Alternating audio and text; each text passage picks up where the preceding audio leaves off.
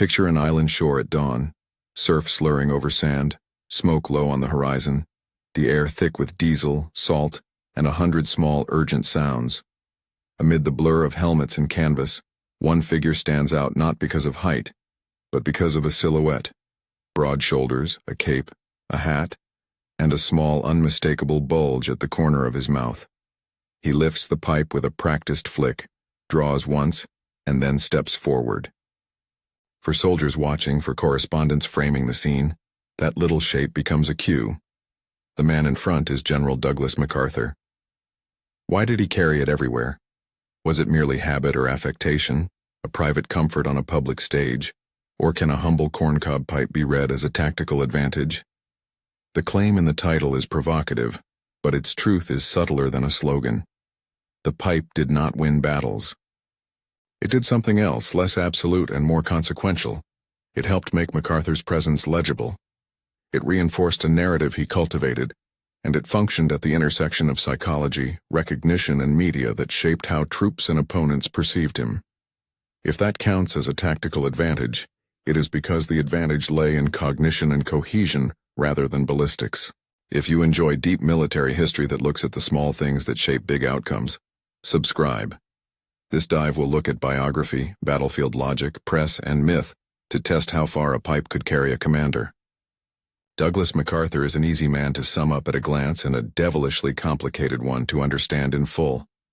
Born in 1880 in Arkansas into a military family, he rose through the West Point system, served in World War I, presided over interwar occupations, and returned to the Pacific as one of the most visible Allied commanders of World War II. His career was built on competence, theatrical flair, and a keen instinct for public theater.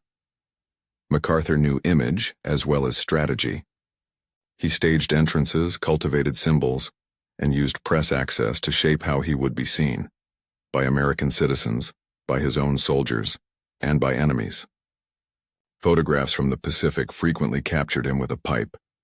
Reporters and newsreels found the image irresistible. The cape flapped, the hat sat square, and the corncob pipe completed the portrait of an unshakable, almost mythic commander. Biographers have argued that MacArthur's careful public persona, his uniform, his hat, his cane, his spectacles, and yes, his pipe, was not incidental. It was part of the story he told about leadership, composed, unique, above the fray, and therefore eminently followable. That context, magnetized by media, turns a private habit into a public signal. To understand whether the pipe could plausibly function as a tactical asset, it's helpful to separate plausible mechanisms into three overlapping categories: recognition and identification, psychological branding and morale, and practical utility. Each carries its own logic, its own evidentiary strengths and weaknesses, and its own limits. First, recognition and identification. On a chaotic battlefield, the ability to identify friendly forces and leaders can matter. Command presence is not merely charisma, it is coordination. Soldiers need anchors, places and people to look toward when orders are confusing, when smoke masks landmarks, or when units fragment.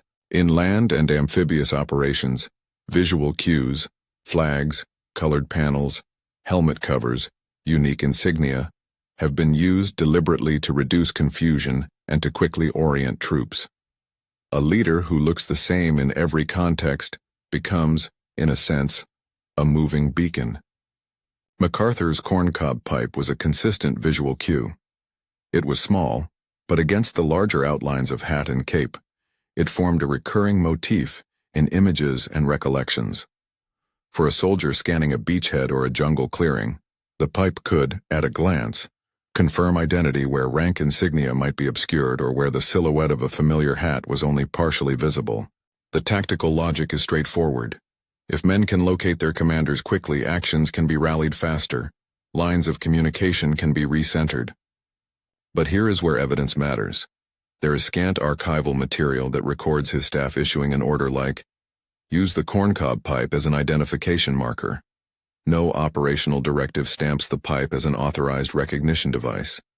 That absence does not negate the argument that the pipe functioned as identification in practice. It simply pushes the claim from the realm of official doctrine into improvised utility. Contemporary press photos and soldier memoirs repeatedly show MacArthur with the pipe, so it was visually available. And where formal systems of recognition faltered, familiar idiosyncrasies could fill short-term orientation needs. That possibility is plausible, not proven. Second, psychological branding and morale. The pipe was part of a larger costume. Leaders have long used personal trademarks to shape the emotional climate of troops. George S. Patton polished his boots and rode with swagger. Winston Churchill brandished cigars and a bulldog demeanor. Genghis Khan groomed an image of inexorable might. Such trademarks work on two fronts. Internally, they offer troops a steady symbol around which to rally. Externally, they communicate a consistent message to observers and adversaries. This is a leader who is composed, purposeful, and unshakable. For MacArthur, the pipe underscored a cultivated image of cool control. It softened him into an approachable eccentric for readers at home, and hardened his visage into an emblem of command for troops in theater. Soldiers faster to identify their leader with a known persona may find it easier to trust orders and to feel steady amid chaos. Again, the evidence here is circumstantial but strong in texture.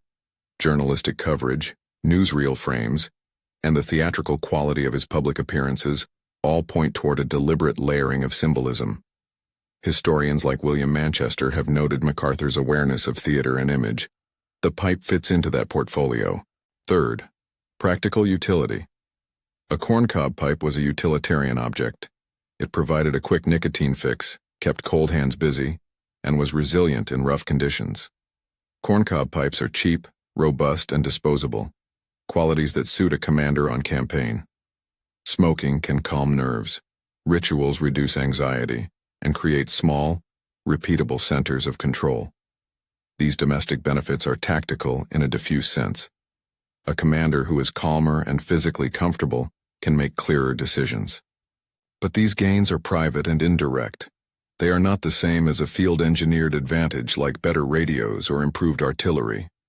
Evidence for personal comfort is abundant anecdotally in memoirs of many commanders who clung to similar comforts, but tying a pipe to a measurable battlefield effect stretches what the documented record supports. When we place those three mechanisms together, recognition, branding, and practical comfort, a picture emerges of overlapping advantages that are not strictly kinetic, but are related to command effectiveness. The roughly accurate way to present this is as an interpretive argument. The pipe operated as part of a system of presence and media that increased MacArthur's legibility in the field, which in turn could improve coordination and morale. It's plausible. It is not the same as an official piece of equipment. To test this logic, it helps to step back and consider how small material decisions have had outsized tactical consequences elsewhere. The M1 Garand offers a classic example. A seemingly simple mechanical choice, an en-bloc clip system, changed how American infantry fought because it altered reload times, the rhythm of engagement, and logistical practices. The Garand's clip is not a pipe.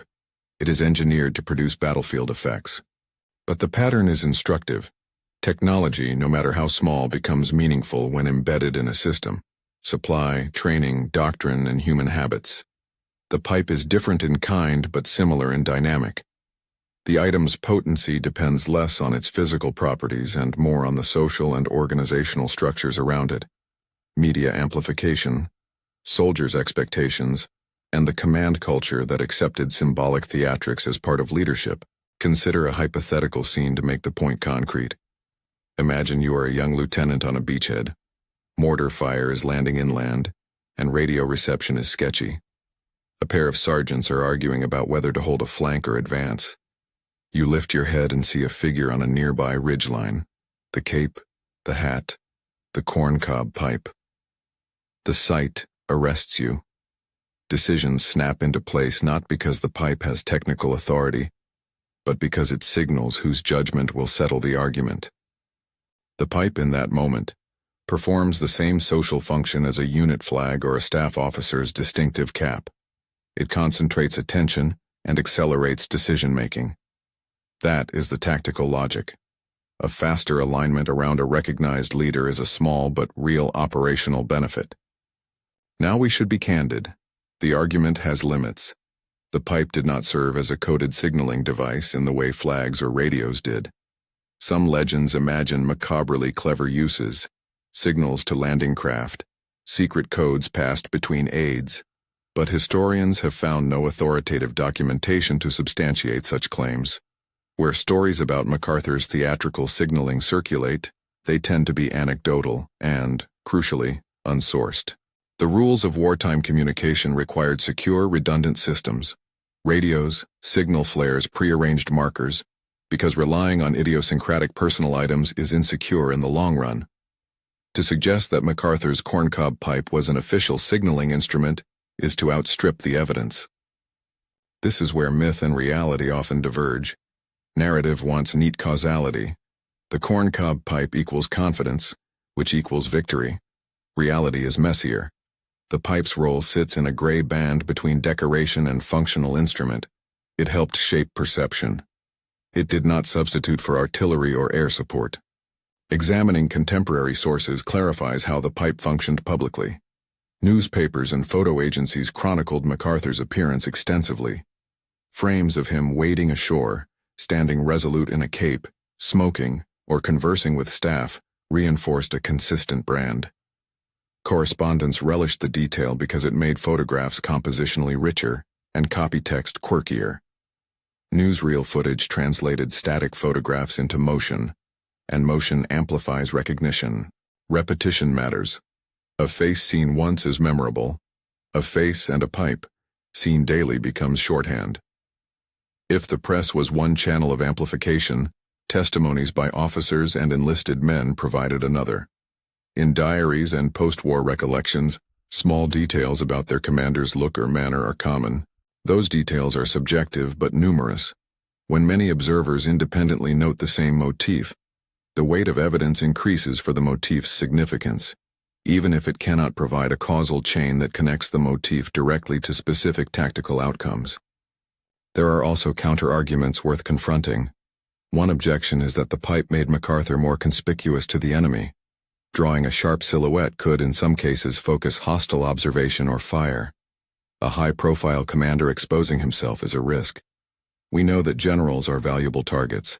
MacArthur mitigated such risks through operational security, staff procedures, and the often separated zones of high command operations. In any case, the presence of a distinctive item doesn't automatically equate to tactical safety. It is a variable. Leaders balance visibility against vulnerability. MacArthur's decision to be visible, staged, and covered by press was part of a broader strategic choice about morale and political messaging. It is not reducible to a single risk calculus. Another objection is that the pipe's significance is a post hoc creation, amplified by nostalgia and myth-making in histories and biographies. This is partly true. Memory, commemorative narratives, and the desire to humanize towering figures all conspire to magnify small details. Biographers prefer vivid, repeatable images because they stick. The pipe, durable in images and anecdotes, fit the storyteller's needs. That does not mean the pipe lacked functional effect, but it cautions us against overstating its role. Comparative cases illuminate the broader pattern of leaders using personal trademarks effectively. General George S. Patton's helmet stripes, Lieutenant General Sir Bernard Montgomery's beret and left hand in waistcoat posture, and Winston Churchill's ever-present cigar, each is an emblem that performed social labor. Patton's polished gear reinforced discipline, and an image of fierce professionalism that galvanized his troops. Montgomery's rigid presentation was meant to project steadiness. Churchill's cigar appeared in photographs and films and became a visual shorthand for defiance. In each case, the insignia or prop amplified a pre-existing leadership persona. The tactical effect came through morale, recognition, and the shaping of expectations, not through direct mechanical influence on combat systems. It is worth pausing on the difference between emblem and instrument. An emblem shapes minds, narratives, and cohesion. An instrument produces mechanical effects. The unblocked clip of the M1 Garand is an instrument. It altered reloading behavior and combat rhythm. The corncob pipe is emblematic. It altered social behavior, attention, and possibly morale. Both can be consequential, but they act through different mechanisms, treating them as identical mistakes, the medium for the message. The popular imagination, however, is drawn to tidy stories.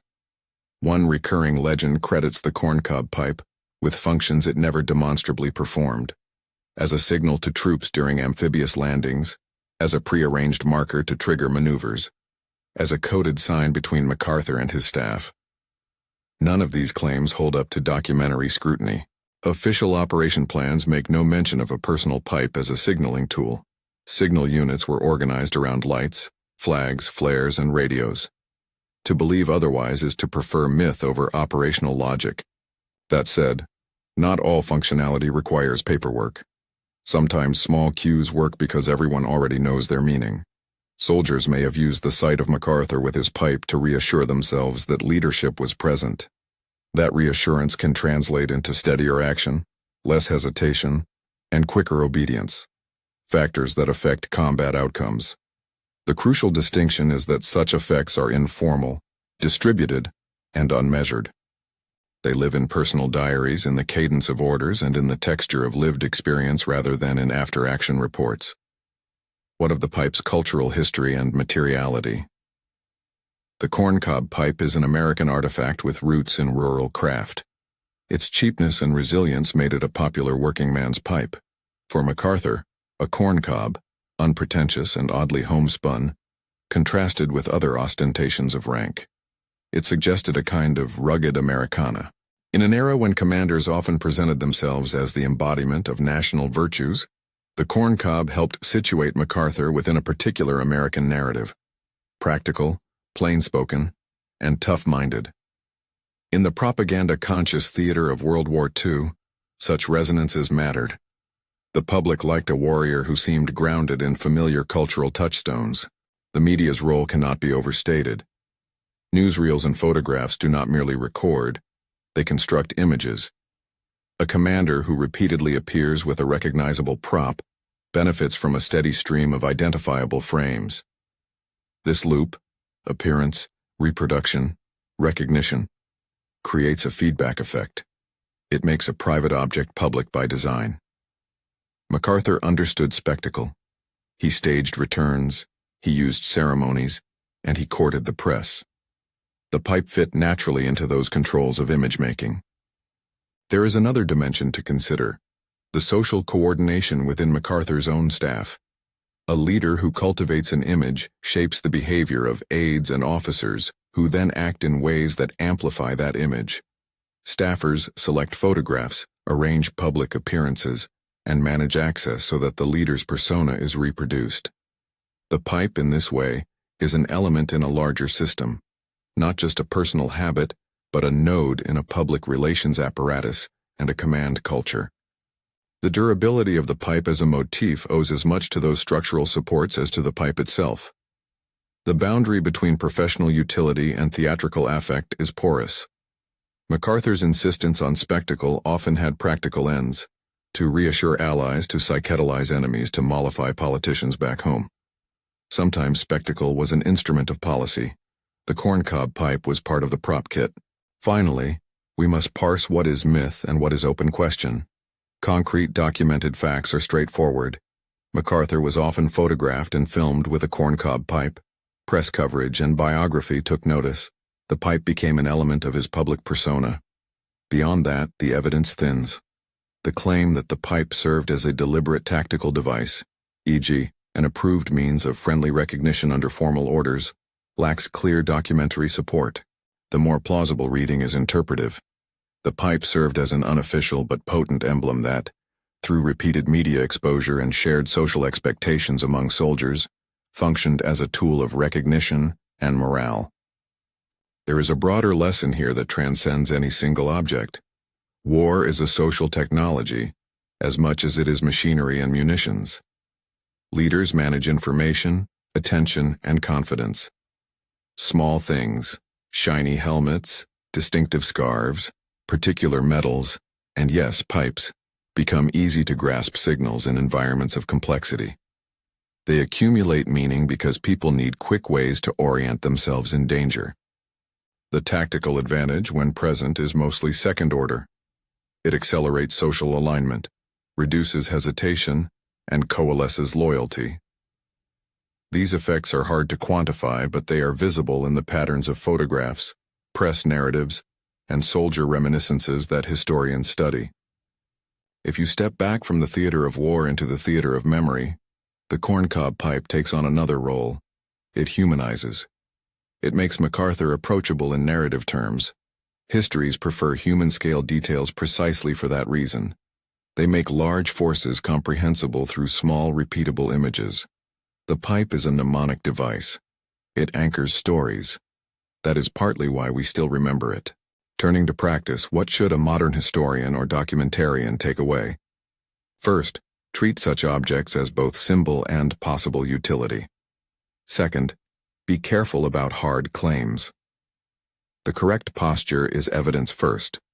Show what contemporary narrators wrote and photographed, then propose plausible mechanisms where documentation is thin, explicitly labeling them as interpretation. Third, use comparative cases to show pattern without conflating different mechanisms. The Garand's en bloc clip changed reload mechanics. The pipe changed the politics of perception. Both matter, but in different registers. In the end, the corncob pipe illustrates how leadership functions on multiple registers: tactical, psychological, and symbolic. MacArthur's public image was a weave of posture, ceremony, and repetition. The corncob was a simple part of that weave, a small object with outsized mnemonic power. It did not command artillery or radio squadrons.